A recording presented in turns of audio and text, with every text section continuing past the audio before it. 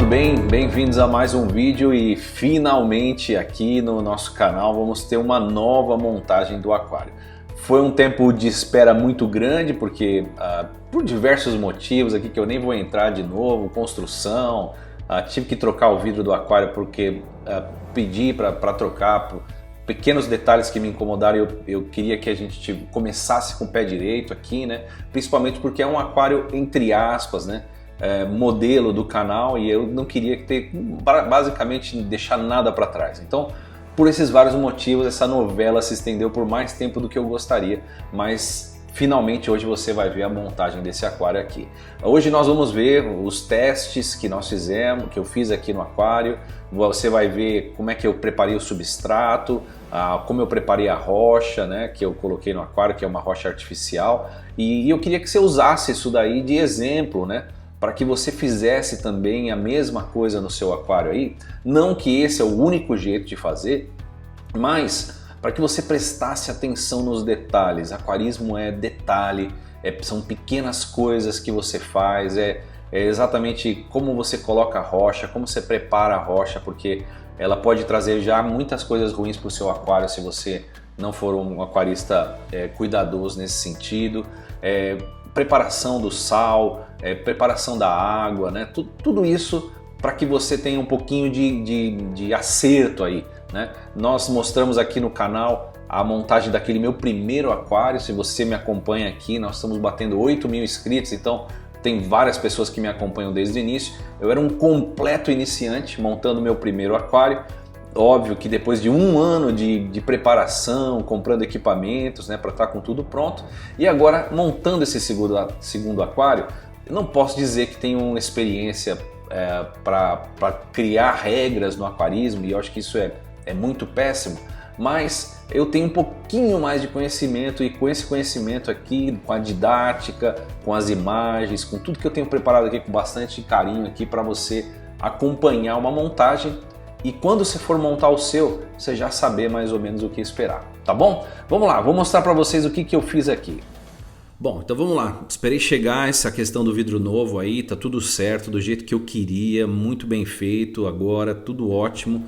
Mas nesse meio tempo preparei meus equipamentos, né? Limpei as minhas bombas, trouxe as bombas do aquário antigo que eu tinha.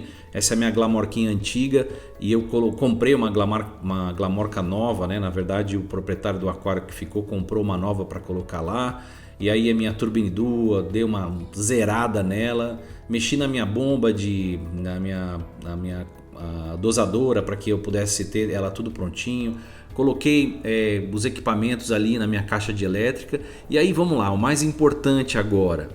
Essa rocha é uma rocha artificial, você não encontra mais dela, né? Mas ela já tinha sido usada em um aquário, então eu usei um cloro, lavei, deixei 2 dias lá, depois enxaguei, deixei no sol. Você colocar uma rocha com qualquer resquício de matéria orgânica ou produto que tenha tido no aquário anterior é uma forma de começar muito ruim. Então, se você vai usar uma rocha que já foi usada em outro aquário, é muito importante que você clore essa água e depois retire, deixe no sol para deixar tudo tranquilo.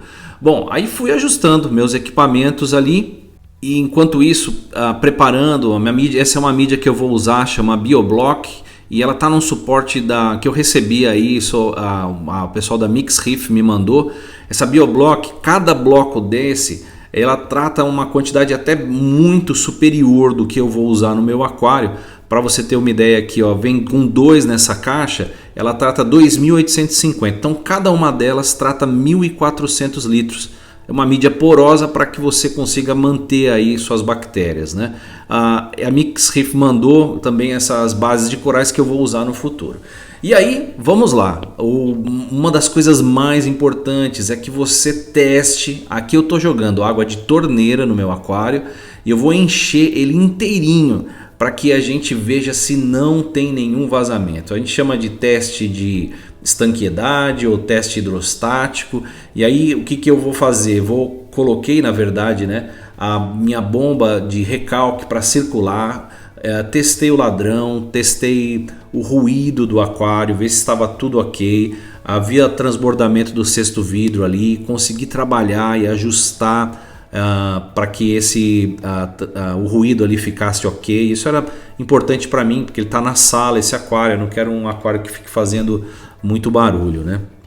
E o aquário rodou super silencioso. Aí estava fazendo os testes, né, controlando lá no registro lá embaixo para saber quanto que teria que ficar fechado para acionar o ladrão, e o cesto vidro está cheio, né? Aí tem o transbordamento, quando começa a transbordar, né, a água cai lá de cima. E aí eu instalei o meu aquecedor. Aquecedor aí você vê a luzinha tá acesa, ele estava ligado, estava mantendo ali na faixa de 22, e aí foi subindo, e eu observei que esse meu aquecedor não estava tão bom para essa litragem que eu coloquei agora. Ele é um pouquinho maior do que o anterior, então comprei um aquecedor novo, deu tempo de chegar, chegou até relativamente rápido no Mercado Livre, e tocando, enchendo o aquário. Aí vem a hora o trabalho de esvaziar o aquário, né? Foi um teste, durou 3 dias praticamente, mas é muito bom, você se sente muito seguro de depois encher de água salgada. Essa água aí eu acabei jogando para minha piscina aqui, porque para não jogar água fora, né? Mas você imagina só o que acontece se você tiver que tirar 380 litros praticamente, que é o que eu tenho de água salgada, tirar 380 litros e armazenar para resolver um problema de vazamento no seu aquário. Então é importante fazer esse teste. Eu fiz no primeiro, tem um vídeo só disso lá no meu primeiro aquário. Eu acho que todo aquarista deveria fazer esse teste para que pudesse ter certeza antes de produzir a água salgada, né? Então é muito bacana, um testezinho hidrostático, testei os equipamentos, descobri lá que não estava funcionando o meu aquecedor, e vida que segue.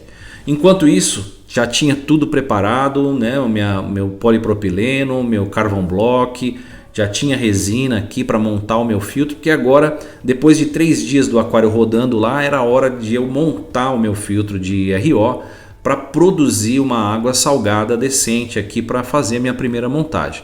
Eu não aconselho você fazer isso com água de torneira, eu produzi, demora um pouco para encher. Já tinha meu sal, tenho falado aqui que vou usar o Reef Salt aqui para começar esse aquário. E a produção de água é longa, né? Chequei lá se tá TDS 0, tudo ok. Tava na hora de começar a preparar o meu substrato para começar esse aquário aqui. Já falei na live lá da Aquaforest que vou usar esse substrato. Ele tem uma granulometria um pouquinho diferente das que a gente... É uma granulometria mista, né? De 0,5 até 1,5, e ele tem essas bactérias aí que são bactérias que estão à parte do seu substrato. Então o que eu fiz? As bactérias à parte, eu fui lá, coloquei o substrato nos meus tambores lá que eu uso. Eu tenho 2 tambores desses de 60 litros, né? Qual que é o objetivo? Eu queria lavar esse substrato, e é muito bacana. Você pode optar, como a gente viu até na live deles lá, que você pode optar usar ou não as bactérias. Então eu lavei esse substrato umas 2, 3 vezes e saiu bastante turva a água. E aí, depois de fazer isso, chegou a hora de colocar no aquário.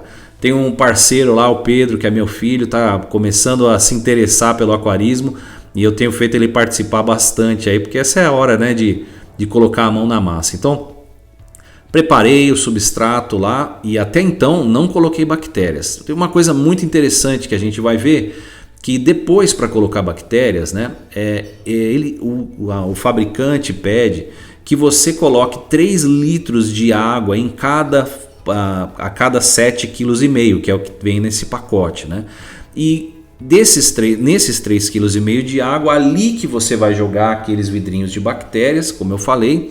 E aí você vê o capricho, né? Tentando arrumar a minha rocha. Essa rocha está guardada há 2 anos aqui para que eu pudesse montar esse aquário.